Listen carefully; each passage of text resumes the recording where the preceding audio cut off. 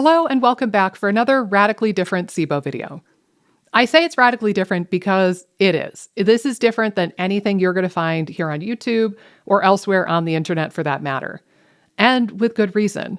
I've been working with SIBO patients for about 10 years now, and I think I've seen it all at this point. And one of the recurring themes, one of the trends, one of the mistakes, dare I say, is that the current standard treatment for SIBO does not work. The kill, starve, hit them with the elemental diet, do more rifaximin approach is not only not working for the vast majority of people, but I would actually make the argument that it's making a lot of people much, much worse. Many of the people that I have worked with found themselves in a deeper hole with worse symptoms and more persistent problems after they went through the standard SIBO rigmarole. So that leaves me in this funny predicament though, right?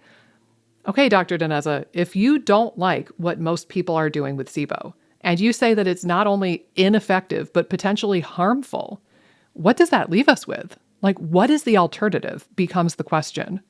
And I'll tell you, that's where today's topic comes into play. The concept of being SIBO-proof. Now, this is not new news. If you have listened to my podcast or you've watched a lot of the videos here on this channel, I've talked about this in recent years, and this is not anything radically new. But I decided it deserved its own video here on YouTube, and it really is the cornerstone of how I work with my patients and how I get the results that I get. So without further ado, let's talk a little bit about this idea of becoming SIBO-proof. I don't think this is unique to SIBO. That's the first thing to know about this.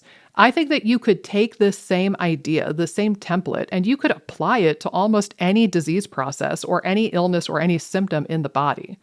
And I'm going to go really far one direction, and I'm going to start with something really extreme, cancer, right? Like every cancer story you ever heard that was a miracle story was probably a story of somebody who radically changed their life.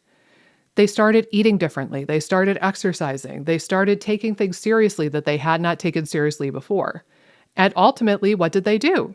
They became cancer-proof, or they built a body with the idea, whether they realized it or not, with the idea that they were becoming cancer-proof. So whether they did that with green juices or fasting or a keto diet or whatever, I think that this still applies. So where is your SIBO miracle story? Well, your SIBO miracle story lies on the other side of a similarly miraculous transformation. Again, I just said every cancer miracle story you ever saw, every documentary, Crispy Eat Cancer, that kind of stuff, it wasn't like, oh, I just took 3 supplements and then the cancer went away and I was great. These people are overhauling their life. And I think that to some degree or another, that needs to happen here in the SIBO space. We have gotten dangerously comfortable with the idea that we can just pop a couple of pills and then the SIBO will miraculously fall away. I'm here to tell you that is not the case. I don't care if you're choosing the natural pills and you're doing oregano oil and berberine, or the prescription stuff like rifaximin, popping a couple of pills and keeping your same SIBO-inducing life ain't gonna work. That's why the vast majority of you are here watching this video right now. The reality is that other people probably won't tell you is that something about you, your body, or your life, or all 3 of the above caused this to happen. So what are you going to do about it? You need to take radical responsibility for you, your behavior, your life, your nutrition, your whatever, and you need to do something about it. Nobody can do this for you. Nobody, including myself, is going to save you. Nobody is going to give you the magic diagnosis that changes it all. Nobody is going to give you the magic pill that suddenly cures all of your woes. We need to take responsibility and we need to take the blinders off and really examine every little nook and cranny of our life and our lifestyle and our nutrition and our microbiome and how we're treating our microbes if we ever want to get through something like SIBO. Now, this is not a blame game. I don't say that to make you feel bad about yourself or say this is your fault, you did it to yourself. I'm just being honest because I want you to really step back and actually examine this stuff. Now, here's another element to this SIBO-proof thing that I think is worthy of mentioning. You're trying to build a SIBO-proof body. But what is your relationship with your body? What is your relationship with health and disease and what you believe your body wants and what you believe your body is capable of? Do you actually believe in the core of your being that your body wants to be healthy? Or do you believe that your body is out to get you? Do you believe that your body wants to be SIBO free? Or do you believe that you're doomed to always have this and your body is just being a jerk to you?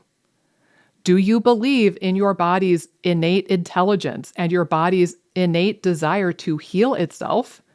Or do you think that your body is an incapable buffoon?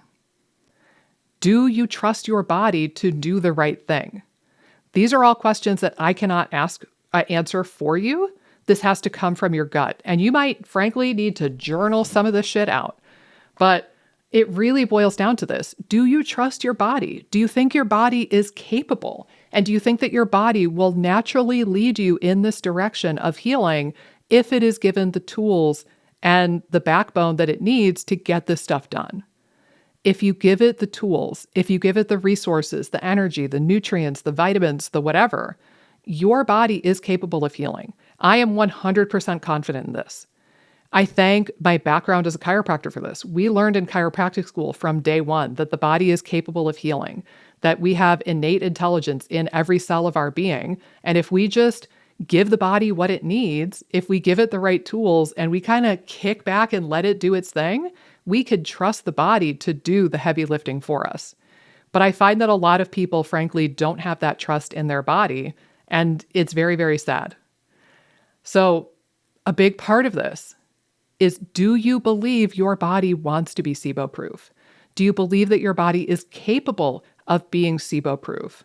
And do you actually trust enough that you can let go just a little bit and you can trust this process of giving your body the tools and the resources it needs, and you can kick back and observe what it's going to do when you give it those resources? And again, sometimes that's easier said than done, especially if this healing process has left you with medically induced PTSD and you have a lot of anxiety or OCD because of it. If you have gone through a process for months or years that has taught you to not trust your body, largely in part because of my profession, functional medicine, right? We tell people, test, don't guess. You can't trust what you're feeling. You have to do this expensive test. How are you going to know what's wrong with you without the $400 GI map? How are you going to know what's wrong with you without an oat test? My profession, unfortunately, makes a lot of money teaching people to not trust their bodies. So if you are in that position and you've gone to naturopaths and functional providers and you've been taught, maybe inadvertently, to not trust your body, you might have to do some pretty deep work on that before you get to a point where you can really get SIBO-proof. But I could go on, this could be an hour-long dissertation, but I'm going to spare you all of my many thoughts on this. I'm going to wrap up with one more thing. Again, I think your SIBO miracle story lies on the other side of a transformation. Your SIBO miracle story lies on the other side of trusting your body, accepting your body, and ultimately giving your body the tools that it needs to do its damn job. You need to actually examine your life and your lifestyle and your nutrition and maybe even things like mental health and stress and relationships.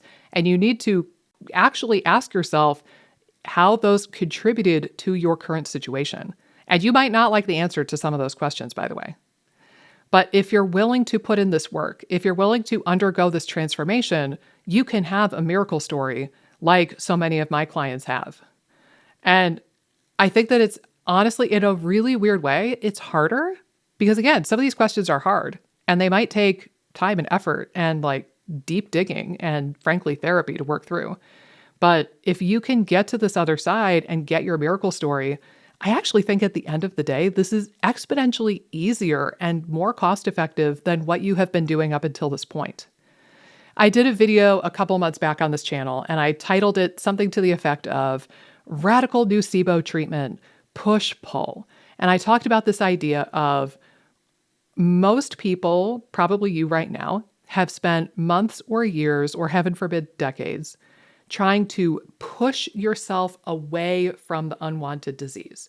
You're trying to push away from SIBO. You're trying to shove it away and get rid of it.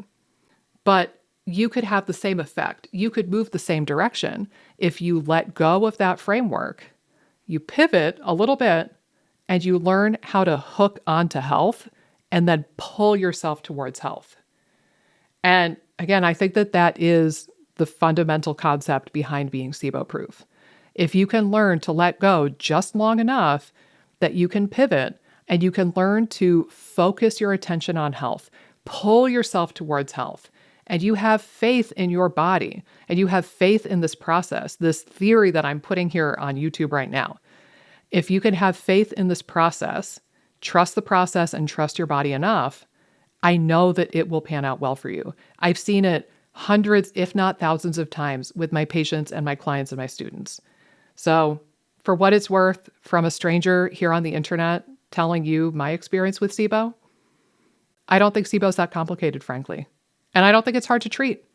And it doesn't have to relapse a million times. And you don't even have to take antimicrobials. You just have to learn how to become SIBO-proof.